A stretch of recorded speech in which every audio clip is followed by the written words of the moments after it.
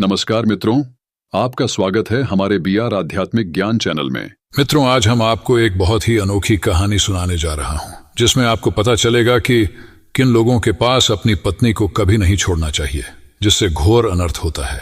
तो चलिए कहानी शुरू करते हैं। एक समय की बात है, देवर्षि नारद एक गहन प्रश्न के साथ भगवान श्री कृष्ण के पास पहुंचे और बोले, हे प्रभु, मेरे हृदय में एक प्रश्न उठ रहा है जो मुझे अंदर ही अंदर खाए जा रहा है और मैं इसके उत्तर की तलाश में आपके श्री चरणों में आया हूं। तब श्री कृष्ण ने कहा, बोलो नारद, तुम्हारे मन की क्या उलझन है? आपकी जिज्ञासा क्या है? नारद ने कहा, प्रभु, मैं जानना चाहता हूं कि किन लोगों के साथ अपनी पत्नी को कभी नहीं छोड़ना चाहिए। श्री कृष्ण ने उत्तर दिया, यह एक बहुत ही महत्वपूर्ण प्रश्न है नारद। इसका उत्तर मैं तुम्हें एक कथा के माध्यम से दूंगा। तब नारद जी ने कहा, हे प्रभु, कृपया आप वह कथा सुनाइए। तब भगवान श्री कृष्ण ने कथा आरंभ की। एक समय की बात है, एक नगर में एक धनी सेठ रहता था, जिसका घर बहुत ही विशाल और सुंदर था। उसकी पत्नी अत्यंत रूपवती थी और उसकी तुलना में नगर में कोई भी अन्य स्त्री उतनी सुंदर नहीं थी। उनके घर के आंगन में एक पेड़ था, जिस पर एक वृद्ध चिड़िया ने अपना घर बनाया था। सेठ और उसकी पत्नी उस चिड़िया की बहुत देखभाल करते थे और उसे प्रतिदिन भोजन देते थे। उनके घर में कई सेवक थे और सेठ अक्सर व्यापार के लिए नगर से बाहर जाता था। एक दिन वह बुजुर्ग चिड़िया सेठ से बोली, हे सेठ, आपको अपनी पत्नी को अकेला छोड़कर नहीं जाना चाहिए। सेठ ने जिज्ञासा से पूछा, चिड़िया, तुम ऐसा क्यों कह रही हो? मैं अपनी पत्नी को अपने ही घर में अकेला क्यों नहीं छोड़ सकता? तब चिड़िया कहती है, सेठ जी, मैं आपको यह बात एक कहानी के माध्यम से बताती हूँ, आप ऐसे नहीं समझेंगे। तब वह सेठ कहता है, ठीक है चिड़िया, तुम कहानी सुनाओ। अब श्री कृष्ण कहते हैं कि ही देवर्षि नारद जी। अब वह चिड़िया अपनी कहानी सुनाना प्रारंभ करती है और कहती है कि सेठ जी, आप इस कहानी को पूरा ध्यान देकर मन से सुनिए और जो मैं आपको इस कहानी के माध्यम से बातें बताऊंगी, आप वो याद जरूर रखना। अब वह बूढ़ी चिड़िया कहानी को सुनाना आरंभ करती है और वह चिड़िया कहती है, किसी राज्य में महाराज देव सिंह नाम के एक राजा राज्य करते थे। देव सिंह एक सन की किस्म का राजा था। एक बार वह भ्रमण करने के लिए जंगल में चला जाता है। जंगल में घूमते घूमते उनकी मुलाकात एक संत महात्मा से हो जाती है। वह संत महात्मा एक पाखंडी था। राजा देव सिंह सभी साधु संतों पर बहुत विश्वास करता था। उस संत को देखकर राजा देव सिंह के मन में एक जिज्ञासा उठी। राजा देव सिंह ने सन्यासी को अपना परिचय दिया और उससे पूछने लगे, हे संत महाराज, आप बहुत पहुंचे हुए संत दिखाई पड़ते हैं। मेरी रानी इस समय गर्भवती है। जानना चाहता हूं कि मेरी रानी की कोख से पुत्र का जन्म होगा या पुत्री का। तब वह ढोंगी संत कहने लगा, हे राजन, मैं ये तो नहीं बता सकता कि आपकी रानी की कोख से पुत्र का जन्म होगा या पुत्री का, किंतु हे राजन, मैं तुम्हें इतना जरूर कह सकता हूं कि अगर तुम्हारी रानी ने किसी पुत्री को जन्म दिया तो तुम्हारा सर्वनाश हो जाएगा। उस ढोंगी सन्यासी की यह बात सुनकर राजा बड़ा ही भयभीत हो गया और वह सोचने लगा कि अगर मेरी रानी ने किसी पुत्री को जन्म दे दिया तो मेरी मृत्यु हो जाएगी। यही बात सोचकर राजा को पुत्री के नाम से नफरत होने लगी। घर आने के बाद राजा ने अपनी रानी से आकर कहा कि हे रानी, भूल से भी हमारे घर में पुत्री का जन्म नहीं होना चाहिए। अगर पुत्री का जन्म होगा तो मैं तुम्हें सैनिकों से कहकर जान से मरवा दूंगा और होने वाली पुत्री को भी मार दूंगा। श्री कृष्ण अब नारद जी से कहते हैं कि हे नारद जी, वह बूढ़ी चिड़िया अब आगे कहती हैं, हे सेठ जी, राजा की यह बात सुनकर वह रानी डर गई, क्योंकि वह जानती थी कि राजा बड़ा ही क्रूर किस्म का राजा है। अगर मेरी कोख से पुत्री का जन्म हुआ तो यह सच में उस पुत्री को मरवा देगा। अब वह रानी रोज भगवान से प्रार्थना करने लगी थी कि हे परमात्मा, मेरी कोख से पुत्री का जन्म ना हो, नहीं तो राजा उसे जीवित नहीं छोड़ेंगे। भगवान की कृपा से रानी ने सर्वप्रथम एक पुत्र को जन्म दिया, जिसे देखकर रानी और राजा देव सिंह बहुत प्रसन्न हुए। राजा देव सिंह तो इसीलिए प्रसन्न हुआ कि अच्छा हुआ उसे पुत्री नहीं हुई। इसके उपरांत रानी इसलिए प्रसन्न हुई कि अगर पुत्री होती तो राजा उसकी हत्या कर देता, जिससे उसके पति को कन्या हत्या का दोष लगता। अब कुछ समय बाद जब रानी ने फिर से गर्भधारण किया, उसके बाद बच्चे का जब जन्म होने का समय आया, तब उसी दौरान राजा को किसी जरूरी काम से दूसरे राज्य में जाना पड़ गया और उस राजा को लौटने में कई दिन लगने वाले थे। जाते समय राजा अपनी रानी से कह गया कि यदि तुम्हारे गर्भ से पुत्री का जन्म हो तो उसे सैनिकों से कहकर मरवा देना, मैं अपने पुत्री का चेहरा नहीं देखना चाहता। इतना कहकर राजा तो चला गया और अब उस राजा को अपने नगर लौटने में कई माह का समय लग गया। लेकिन इसी दौरान रानी के द्वारा एक पुत्री का जन्म हुआ। रानी को जिस बात का डर था वही हो गया। बेटी को देखकर रानी घबरा गई। वह सोचने लगी, अब तो राजा के आदेश पर पुत्री की हत्या करनी पड़ेगी, परंतु यह एक निंदनीय काम है। भला मैं इस काम को कैसे करूंगी? मैं एक मां हूं, मेरे लिए जितना मेरा बेटा प्यारा है उसी प्रकार उतनी ही मेरी बेटी प्यारी है। अब तो बेटी को देखकर रानी रोने लगी और कहने लगी, हे भगवान, ये आपने क्या किया? मुझे पुत्री क्यों दी? कन्या हत्या का पाप बहुत बड़ा होता है। एक पुत कपूत हो सकता है, परंतु एक माता कुमाता नहीं हो सकती है। रानी अब एक गहरे दुविधा में घिर गई थी।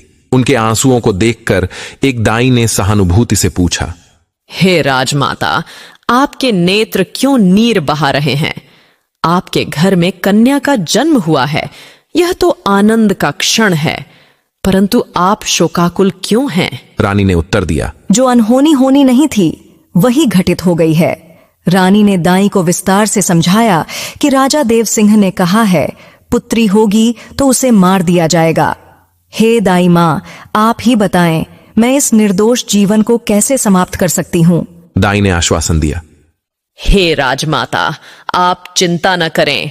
आप राजा को यह कह दें कि मैंने लड़की को मार दिया है। मैं इसे सबके सामने ले जाकर मृत्यु के घाट उतारने का नाटक करूंगी, परंतु वास्तव में मैं इसे अपनी पुत्री की भांति पालूंगी। यदि कोई पूछेगा तो मैं कह दूंगी कि यह मेरी भांजी है। रानी यह सुनकर अत्यंत प्रसन्न हुई और सोचने लगी, यही ठीक होगा। भले ही मैं अपनी कन्या को न देख पाऊं, पर उसका जीवन सुरक्षित रहेगा। रानी ने अपनी पुत्री के पालन पोषण के लिए दाई को कुछ स्वर्ण आभूषण प्रदान किए। उन्होंने दाई से कहा, हे दाई मां, आपके इस उपकार को मैं जीवन भर नहीं भूलूंगी।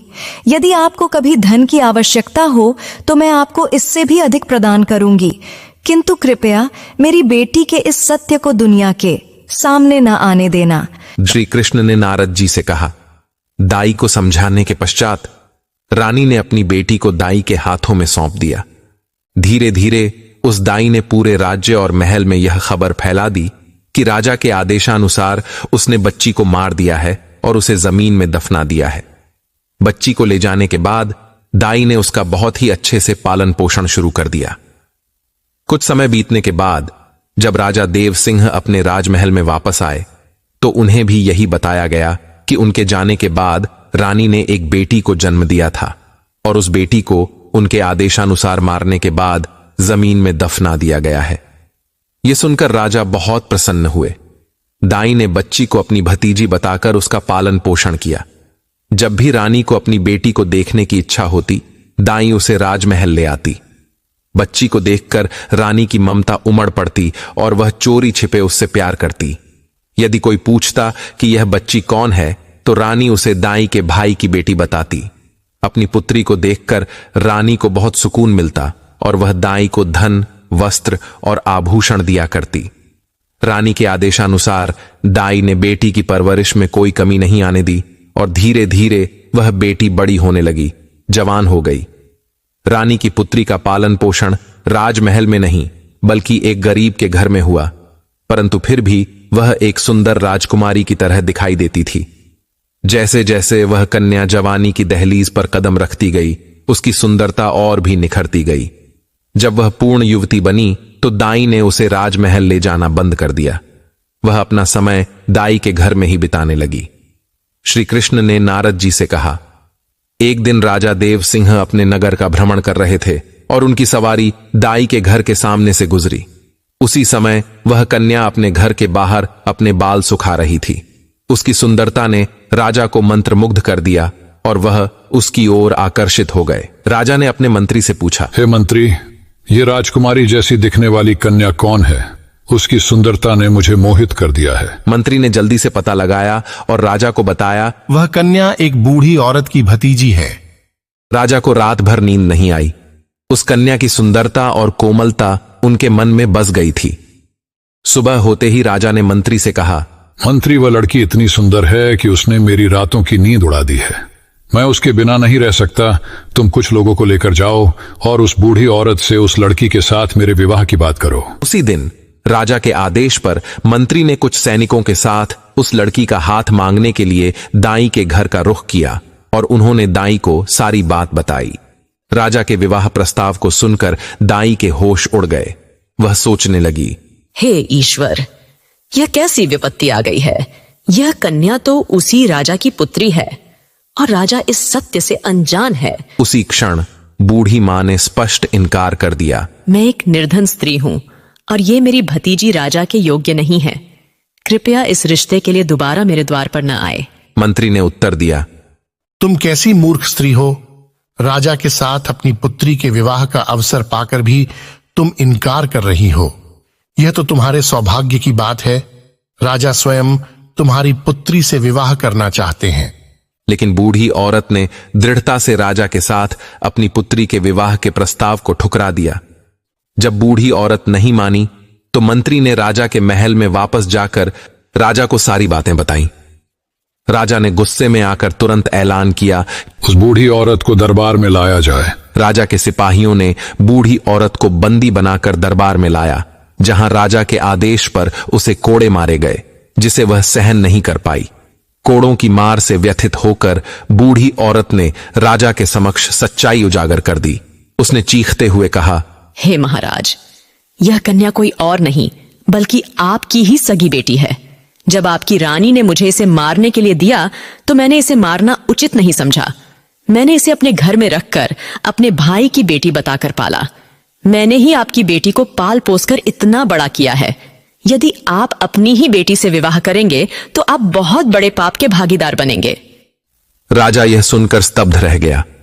उसने अपना माथा पीटा और सोचा, हे भगवान, मैं यह कितना बड़ा पाप करने जा रहा था। तूने मुझे इतने बड़े पाप में पड़ने से बचा लिया। लेकिन फिर भी राजा देव उस दाई पर और भी अधिक क्रोधित हो गया। उसने अपने बेटे को आदेश दिया, बेटा, अपनी बहन को जंगल में ले जाओ और वहां जाकर उसका सर काट दो, उसे वहीं गाड़ दो। मुझे प्रमाण देने के लिए तुम उसकी दोनों आंखें निकालकर मुझे लाकर दिखा दो। राजा का बेटा, रानी की पहली संतान, जो उस लड़की से बड़ा था, अब वह भी जवान हो चुका था। अपने पिता की इन बातों को सुनकर वह बहुत परेशान हो गया।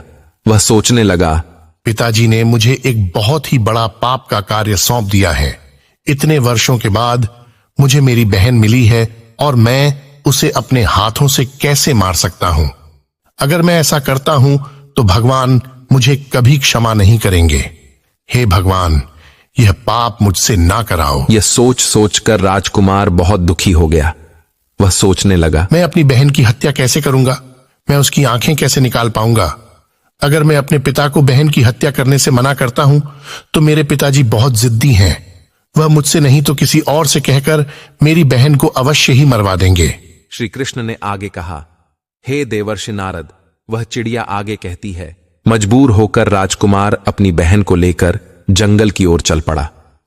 जंगल में ले जाते समय भाई का प्यार बहन के प्रति उमड़ पड़ा और उसने अपनी बहन से कहा, मेरी प्यारी बहन, मैं किसी भी सूरत में तुम्हारा खात्मा नहीं कर पाऊंगा। मैं तुम्हें यहां अकेला छोड़ देता हूं। अब तुम्हारी किस्मत तुम्हारे साथ है और अगर ईश्वर ने चाहा तो तुम निश्चित ही सुरक्षित रहोगी। बहन ने उत्तर दिया, भैया, तुम मुझे मार दो और मेरी आंखें निकालकर पिताजी को दिखा दो। अगर तुम ऐसा नहीं करोगे तो पिताजी तुम्हें भी सजा देंगे। दोनों भाई बहन ने एक दूसरे को कसकर गले लगाया और बहुत रोए। उनके दिल पर दुखों का बोझ भारी पड़ रहा था। लेकिन अंत में राजकुमार ने फैसला किया कि वह अपनी बहन को नहीं मारेगा। उसने अपनी बहन को समझाया, बहन, मैं तुम्हें इस जंगल में छोड़ रहा हूं। ईश्वर की मर्जी जो होगी वही होगा। मैं पिताजी को कोई बहाना बना दूंगा। इतना कहकर उसने अपनी बहन को जंगल में छोड़ दिया और आगे बढ़ गया। जंगल में आगे जाकर उसने एक हिरण को देखा, उसे मार दिया और उसकी आंखें निकाल लीं। फिर वह अपने पिता के पास पहुंचा और हिरण की आंखें दिखाते हुए कहा, पिताजी, मैंने बहन को मारकर एक बहती हुई नदी में फेंक दिया है। राजा को विश्वास हो गया कि उसके पुत्र ने लड़की को मार दिया है। इधर रानी ने अपने बेटे को बुलाकर पूछा, क्या तूने सच में अपनी बहन को मार दिया है? राजकुमार ने उत्तर दिया, मां, मैं आपसे झूठ नहीं बोलूंगा। मैंने अपनी बहन को नहीं मारा है, बल्कि उसे जंगल में छोड़ दिया है। यह सुनकर रानी को राहत मिली और वह भगवान का धन्यवाद करने लगी। उसने प्रार्थना की, हे भगवान, आपने मेरे बेटे को सद्बुद्धि दी। मेरी बेटी जंगल में अकेली भटक रही होगी। हे प्रभु, आप उसकी रक्षा करना और उसे ऐसी जगह पर पनाह देना जहां उसके जीवन की नया पार हो जाए। मैंने जब उसे जन्म दिया है तो वह अपना पूरा जीवन जीकर ही मृत्यु को प्राप्त हो। श्री कृष्ण ने आगे कहा, हे देवर्षि नारद, इधर राजकुमारी ने प्रकृति के उपहारों से अपना जीवन यापन किया। वृक्षों के फल और जंगली फूलों को खाकर वह अपने दिन बिताती। उसके वस्त्र फट चुके थे और वह अर्धनग्न अवस्था में जंगल में भटक रही थी। वह घनी झाड़ियों में छिपकर रात बिताती। एक दिन दूसरे राज्य के राजा सुधर्मा शिकार के लिए उसी जंगल में आए। राजकुमारी जब फल तोड़ रही थी तो उसने घोड़ों की तोपों की आवाज सुनी और घनी झाड़ियों में छिप गई। राजा सुधर्मा उसी वृक्ष के नीचे आराम करने के लिए बैठ गए जहां राजकुमारी छिपी थी। जब राजा की नजर झाड़ियों पर पड़ी तो उन्होंने एक मानवीय आकृति देखी। उन्होंने पुकारा, कौन है वहां? झाड़ियों में क्या कर रहे हो? जो भी हो, बाहर आओ और मेरे सामने आओ। मैं तुम्हें आश्वासन देता हूं कि तुम्हें कोई हानि नहीं पहुंचाई जाएगी। मैं एक दुखी स्त्री हूं। मेरे वस्त्र फट चुके हैं। यदि आप मुझे वस्त्र दे सकते हैं तो मैं बाहर आ सकती हूं। राजा ने उसे एक चादर दी और राजकुमारी ने उसे ओढ़कर बाहर आ गई। राजा ने उसकी सुंदरता देखी और सोचा कि वह उनकी रानी बनने के योग्य है। उन्होंने उसे अपनी रानी बनने का प्रस्ताव दिया और राजकुमारी ने सहमति जताई। अब श्री कृष्ण कहते हैं कि ही देवर्षि नारद जी वो कहते हैं ना कि डूबते हुए को तिनके का सहारा ही बहुत है। यहां तो फिर भी एक राजकुमार था जो उसे अपनी पत्नी बनाना चाहता था। अब वह चिड़िया आगे उस सेठ कहती है कि सेठ जी। इसके बाद वह राजा उस कन्या को अपने घोड़े पर बैठाकर अपने राज्य में ले आया। तो सबसे पहले तो वह अपने पिता के समय के एक बुजुर्ग मंत्री के घर में जा पहुंचा और उस लड़की को उस बुजुर्ग मंत्री के घर पर छोड़ दिया। और उस राजा ने उस मंत्री से कहा, हे काका, आप ऐसा समझो कि यह आपकी पुत्री है और मैं इस लड़की से विवाह करूंगा। यदि ऐसे इसे अपने महल ले जाऊंगा तो लोग बोलेंगे राजा किसी लड़की को भगाकर लाया है, जो मैं नहीं चाहता। मैं संपूर्ण विधि विधान से शादी करके अपने महल ले जाना चाहता हूं। तब तक यह है तुम्हारे घर पुत्री बनकर रहेगी। कल मैं कई लोगों के साथ तुम्हारे घर रिश्ता मांगने आऊंगा और फिर इससे विवाह करके अपनी महल को ले जाऊंगा। अब उस मंत्री ने जवाब, हे महाराज, यह आपकी अमानत है और अब यह मेरी पुत्री है। आपका जब मन करे आप इससे विवाह करके अपने महल को ले जाए। तब तक मैं इसका बहुत ही अच्छे से ख्याल रखूंगा। अगले दिन राजा के सेनापति और मंत्री ने बूढ़े मंत्री के घर जाकर राजकुमारी का हाथ मांगा और जल्द ही उनका विवाह हो गया। विवाह के बाद राजकुमारी राजा सुधर्मा की पत्नी बनकर रहने लगी और दोनों बहुत प्रसन्न थे। राजा ने कभी भी अपनी पत्नी से उसके अतीत के बारे में नहीं पूछा और दोनों ने 2 वर्ष साथ बिताए। जब रानी ने एक पुत्र को जन्म दिया तो राजा और भी खुश हो गया। एक दिन राजा ने रानी से उसके कुल और अतीत के बारे में पूछा, लेकिन राजकुमारी ने बात को टाल दिया। कुछ समय बाद जब रानी ने दूसरे पुत्र को जन्म दिया तो राजा ने फिर से उसी बात को दोहराया। राजकुमारी अपने अतीत की बातें अपने पति को नहीं बताना चाहती थी, लेकिन राजा उसके अतीत को जानने के लिए उत्सुक था। रानी ने जाना कि राजा उससे बहुत प्रेम करते हैं, इसलिए उसने अपने जीवन की सारी कहानी उसे बता दी। राजा ने राजकुमारी की दुख भरी दास्तान सुनी और उसकी आंखों में आंसू आ गए। राजा ने रानी से कहा कि वह उसे उसके पिता से मिलाने ले चलेंगे, लेकिन राजकुमारी ने पहले तो इनकार कर दिया। राजा के अनुरोध पर रानी अपने पिता से मिलने के लिए तैयार हो गई। श्री कृष्ण ने आगे कहा, हे देवर्षि नारद, वह चिड़िया आगे कहती है, अगले दिन राजा सुधर्मा ने राजा देव सिंह के यहां जाने का निश्चय किया, लेकिन एक महत्वपूर्ण कार्य के कारण उन्हें दूसरे शहर जाना पड़ा। राजा ने अपने मंत्री और सेनापति को रानी और दोनों बच्चों के साथ राजा देव सिंह के राज्य की ओर रवाना कर दिया। राजा ने रानी को समझाया कि वह उसके पहुंचने से पहले वहां पहुंच जाएंगे। इस प्रकार राजा सुधर्मा का मंत्री और सेनापति कुछ सेना के साथ राजकुमारी को लेकर देव सिंह के राज्य की ओर चल पड़े। राजा सुधर्मा के राज्य से राजा देव सिंह के राज्य तक की दूरी काफी अधिक थी, इसलिए उनकी यात्रा में शाम ढल गई और उन्होंने रात्रि विश्राम के लिए एक स्थान पर तंबू लगाने का निर्णय लिया। जहां राजकुमारी का तंबू लगाया गया था, वहीं मंत्री ने भी अपना तंबू स्थापित कर दिया। राजकुमारी ने मंत्री से कहा कि वह एक राजा की बेटी और एक यशस्वी राजा की पत्नी है और उसे उचित नहीं लगता कि मंत्री उसके बगल में अपना तंबू लगाए। मंत्री ने उत्तर दिया, उन्हें राजा के आदेश पर उनकी और उनके बच्चों की देखभाल के लिए भेजा गया है।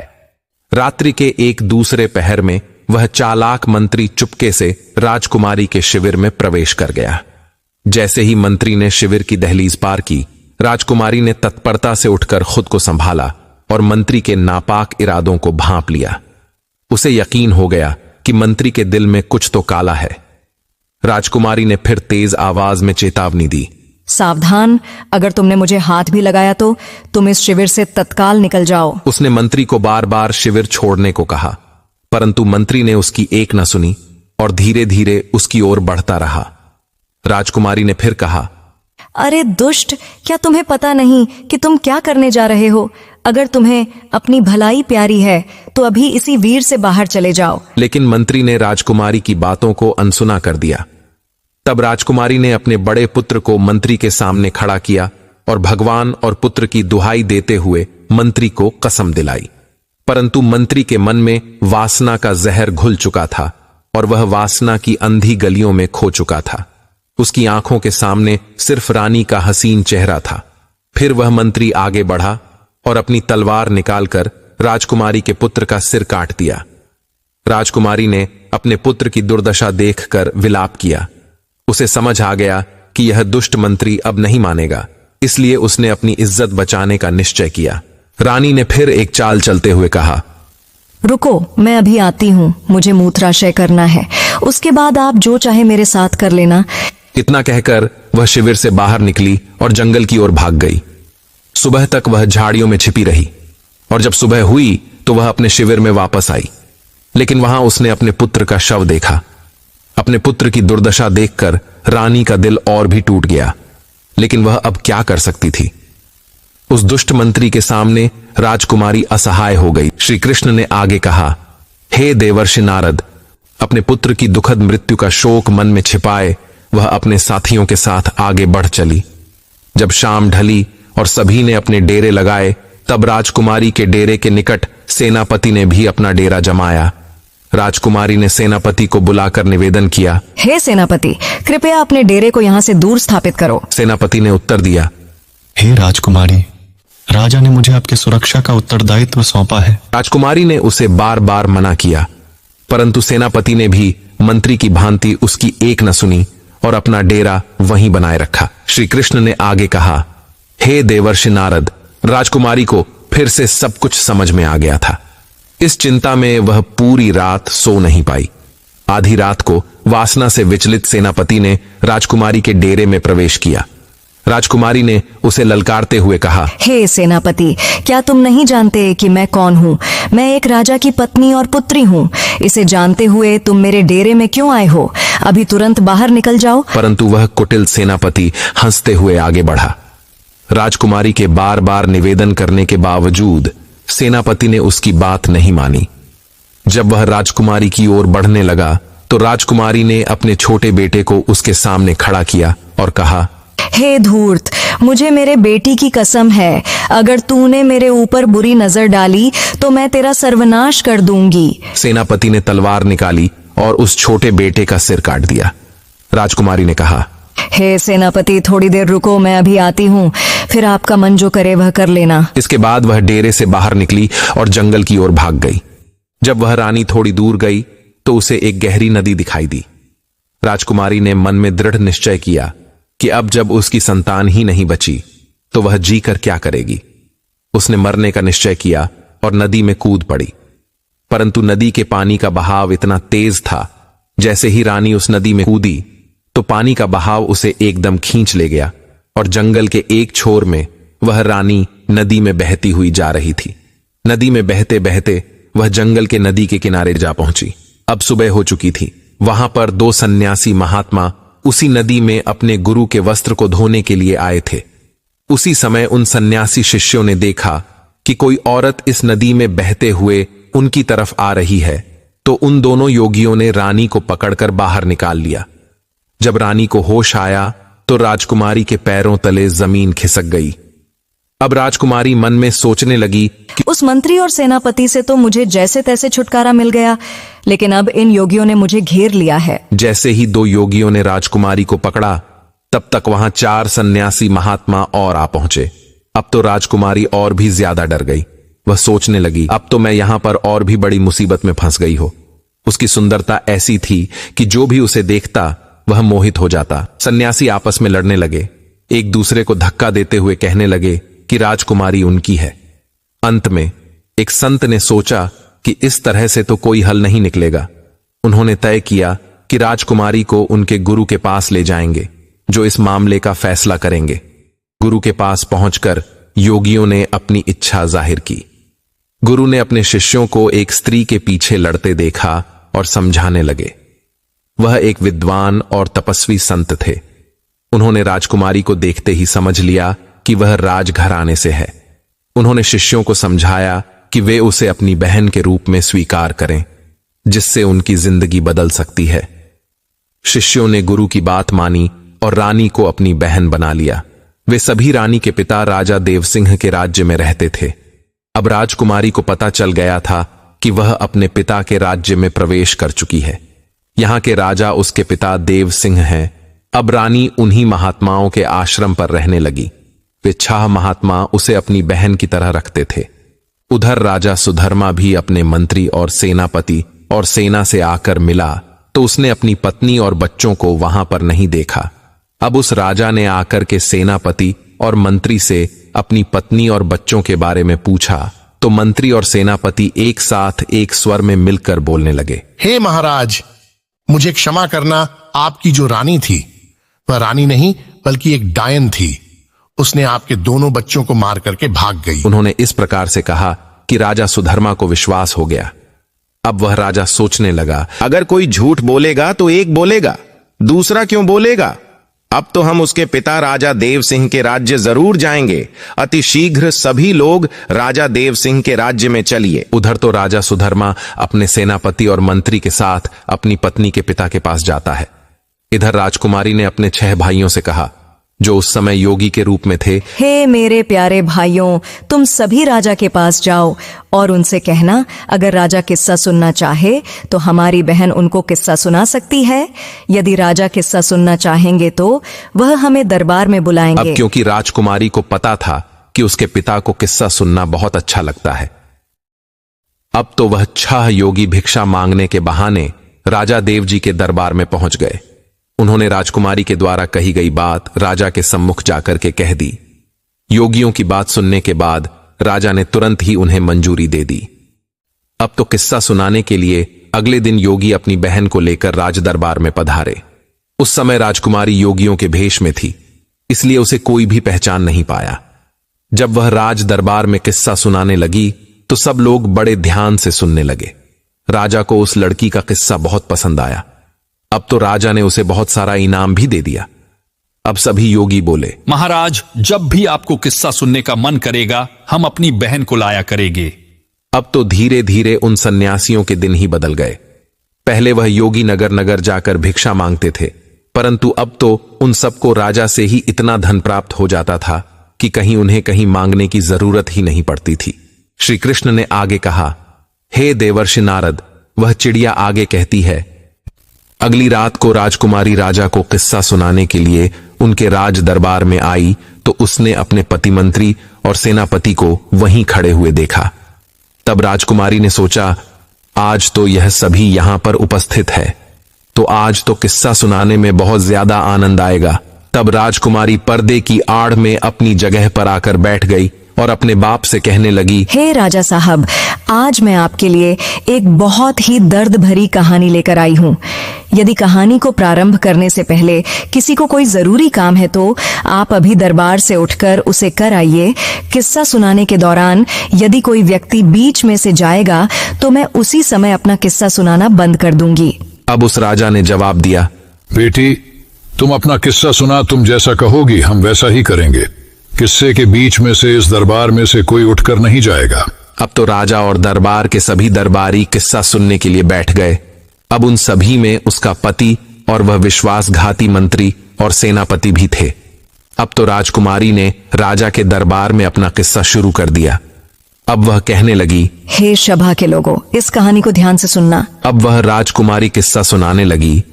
किसी देश में एक राजा रहता था जो बहुत ही जालिम राजा था। उस राजा को अपनी पुत्री से बहुत ज्यादा नफरत थी। एक दिन जब राजा के यहाँ एक कन्या का जन्म हुआ तो उसने अपनी बेटी को अपने पुत्र के हाथों जंगल में मरवाने का आदेश दिया। राजा ने अपने पुत्र को आज्ञा दी कि वह उस कन्या को मारकर उसकी आंखें निकाल ले।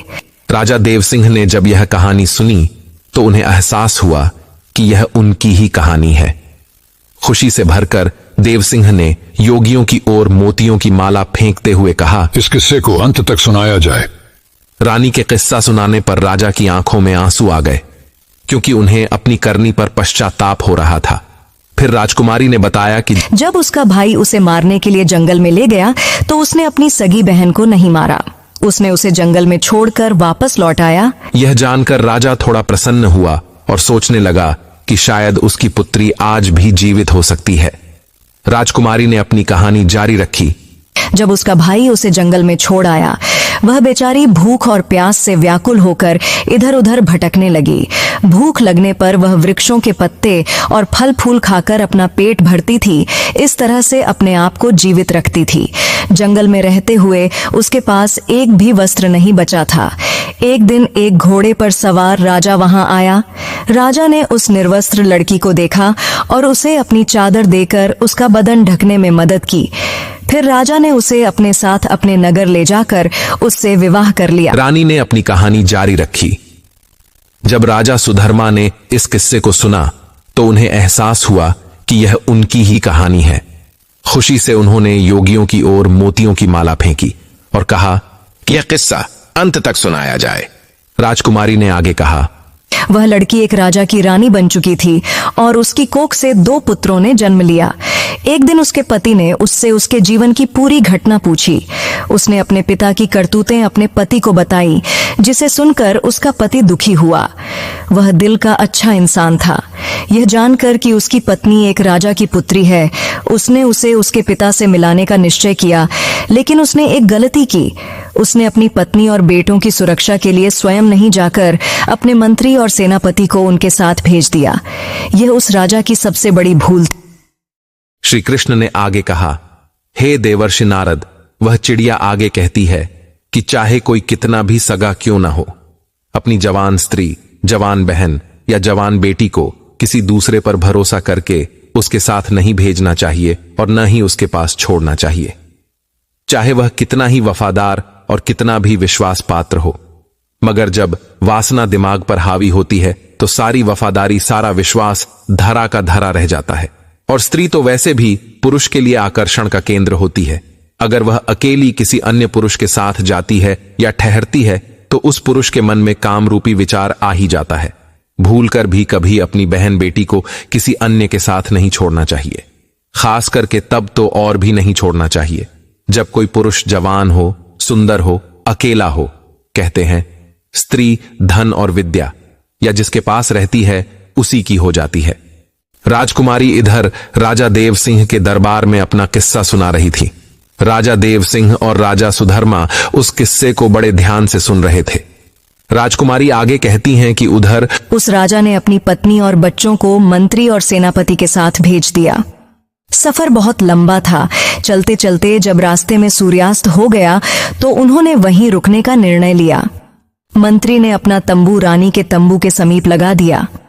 रानी ने इस बात का बहुत विरोध किया, पर वह मानने को तैयार नहीं हुआ।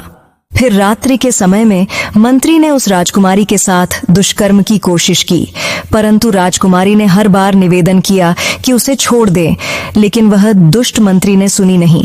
उसने राजा के बेटे का भी सर काट दिया। इसके बाद रानी ने अपने धर्म की रक्षा के लिए मंत्री से बहाना बनाकर जंगल में भाग लिया। रात भर उसने जंगल में गुजारते हुए अपने पतिव्रत धर्म की रक्षा की। दूसरे दिन जब रानी अपने तंबू में वापस आई तो उसे अपने बेटे की लाश को देखकर रोने लगी। जैसे जैसे कहानी आगे बढ़ती जा रही थी तो उधर मंत्री के हालत खराब होते जा रहे थे।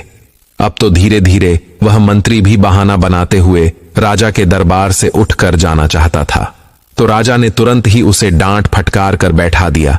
तब रानी आगे कहानी सुनाने लगी। अब दूसरे दिन को जब वह वहां से आगे को चले और एक जगह रास्ते में फिर तंबू लगाए, तो उस रात सेनापति तंबू में घुसकर दुष्कर्म की लालसा से रानी के पास जा पहुंचा। रानी ने पहले तो उसे खूब ललकार कर समझाया कि वह यहां से चला जाए, लेकिन वह दुष्ट लौटने को तैयार नहीं हुआ। तो रानी ने उसे अपने छोटे बेटे की कसम दी। यह कहानी सुनकर सेनापति भी घबराने लगा, सोचने लगा, यह तो मेरा भेद खुल रहा है। वह भी उठकर भागने को तैयार हुआ, तो राजा ने डांटकर उसे भी बैठा दिया। राजा सुधर्मा ने कहा, क्यों भाई, सच्चाई तुमसे सुनी नहीं जा रही है क्या? सेनापति भी अपना मुंह लटकाकर चुपचाप बैठ गया। इधर किस्सा जारी था। राजकुमारी कहने लगी, फिर उसके बाद सेनापति ने भी रानी के छोटे बेटे का कत्ल कर दिया। वह गलत भाव लेकर रानी के पास बढ़ता गया, तो उसी समय पर किसी तरह से राजकुमारी अपनी जान बचा करके वहां से भाग निकली और वहां से एक नदी में कूद गई। लेकिन उसकी किस्मत ने वहां पर उसका साथ नहीं दिया। वह बेचारी जिंदा बच गई। उस नदी के जल में बहते बहते जंगल के दूसरे छोर पर 6 योगियों के पास पहुंच गई। सन्यासियों ने भी उस राजकुमारी को अपनी पत्नी बनाना चाहा, परंतु उनके महान बुद्धिमान गुरुजी ने उन सन्यासियों से यह पाप होने से बचा लिया, और गुरुजी के बार बार समझाने पर सन्यासियों ने उस राजकुमारी को अपनी बहन के रूप में स्वीकार कर लिया। फिर वह भाई बहन अपने यहाँ जो राजा था, उस राजा के यहाँ पर किस्सा सुनाने के लिए रोज अपनी बहन को ले जाने लगे। इतनी कहानी सुनाने के बाद में वह राजकुमारी अपना पर्दा हटाकर राजा के सामने आकर खड़ी हो गई। अपनी कन्या को देखकर राजा देव सिंह भी पहचान गए, और उधर अपनी पत्नी को देखकर राजा सुधर्मा की आंखें भर आईं। पत्नी को सामने देखकर राजा सुधर्मा बहुत प्रसन्न हुआ, लेकिन अपने पुत्रों की मृत्यु का दुख उसे अंदर ही अंदर खाए जा रहा था। राजा सुधर्मा राजा देव सिंह से आज्ञा मांगने लगा, महाराज, मेरा मंत्री और मेरा सेनापति मेरा ही शत्रु है, इसे मैं स्वयं दंड देना चाहता हूं। तब उसी तरह से राजा सुधर्मा ने उन दोनों के सर कलम कर दिए। पापियों को उनके करने का दंड मिल चुका था। इधर राजा देव सिंह ने अपनी बेटी को सीने से लगा लिया और बार बार उससे अपने किए की क्षमा मांगने लगा। पुत्री ने अपने पिता को क्षमा कर दिया। श्री कृष्ण ने आगे कहा, हे देवर्षि नारद, वह चिड़िया आगे कहती है, इस प्रकार से राजकुमारी अपने पति के साथ कुछ दिन तक अपने पिता के घर पर ही रही। फिर उसके बाद राजा सुधर्मा अपनी पत्नी को लेकर अपने नगर लौट आया और हंसी खुशी के साथ समय व्यतीत करने लगा। कुछ ही समय में रानी ने 2 बेटों को और जन्म दिया। अब तो उनकी खोई हुई खुशी वापस आ गई। अब भगवान श्री कृष्ण कहते हैं कि देवर्षि नारद जी, इस प्रकार से इस बूढ़ी चिड़िया ने इस सेठ को समझाया कि कैसे लोगों के पास अपनी पत्नी को नहीं छोड़ना चाहिए। अब देवर्षि नारद जी को भी उनके प्रश्न में का उत्तर मिल गया। मित्रों, कहते हैं ना कि अगर भगवान किसी के पक्ष में होता है तो कोई भी उसका बाल बांका नहीं कर सकता। चाहे कोई कितना भी प्रयास कर ले, कोई उसे मार नहीं सकता। मृत्यु, जीवन, मरण या विधाता के हाथ में होता है, इंसान के हाथ में कुछ नहीं। मित्रों, आपको यह कहानी कैसी लगी कमेंट सेक्शन में जरूर बताएं।